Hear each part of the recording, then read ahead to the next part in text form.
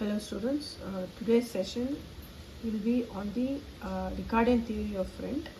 So for the introductory part, you all know that there are actually four factors of production.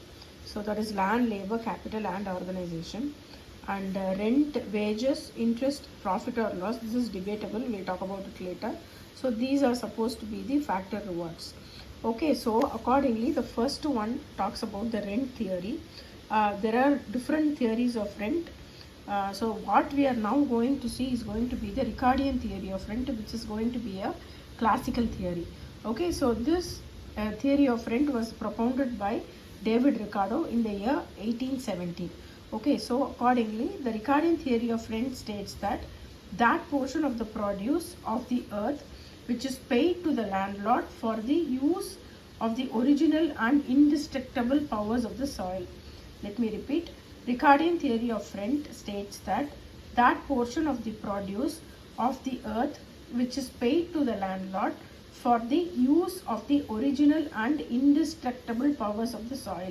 So from this definition, you will be able to understand that the main occupation or the whole theory of rent was based on agriculture only. Okay, so this was propounded by Ricardo with agriculture as the main occupation. Okay, so that is why he uses words like earth, indestructible powers, landlord and all those things.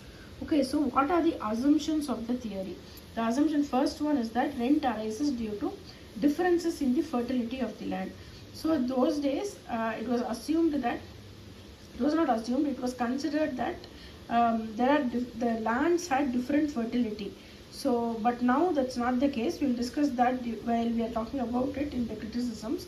But the theory assumes that rent arises due to the differences in the fertility of the soil.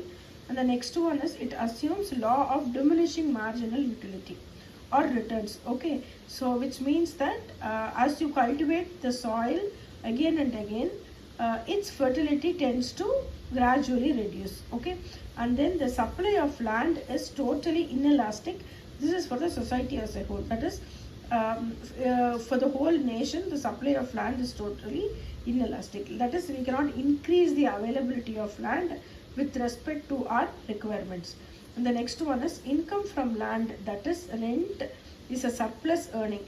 Since land is a gift of nature, there is no supply, price and the cost of production. That is, which means that it is an extra that it's an additional income that the people are going to get because of land. Okay, and then what are the reasons for the existence of rent?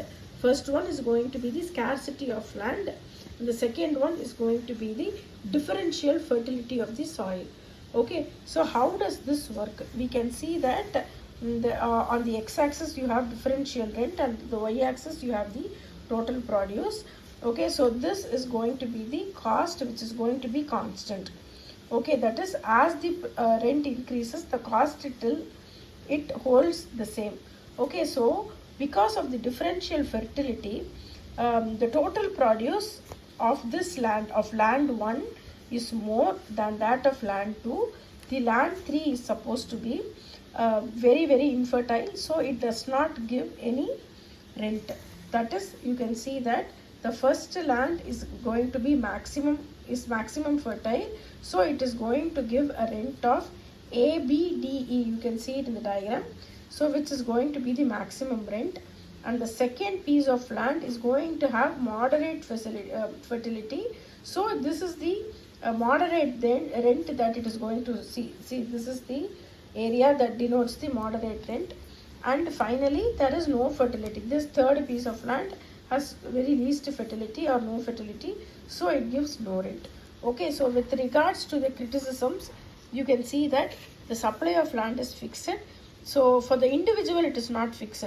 So as you require more and more of land, you can keep buying. But for the economy, it is fixed. But that has not been mentioned by Ricardo. And then the theory is unrealistic. Okay, so we can't actually find out the fertility of land on the first hand. So it's like not very, it's a fallacy to say that the most fertile lands will have will be taken for rent first, because we don't know. Until we cultivate, we really don't know if the land is going to be fertile or not. And the next one is going to be, land does not possess any original and indestructible powers. The thing is that even the powers are even the thing is that even if there's going to be the fertility of the land is going to be less, it can be increased by means of fertilizers. This option was totally ruled out by Ricardo, and according to Ricardo, rent does not enter prices, but in reality it doesn't happen. The rent that is paid is definitely included in the price of the product that we buy. Okay, thank you.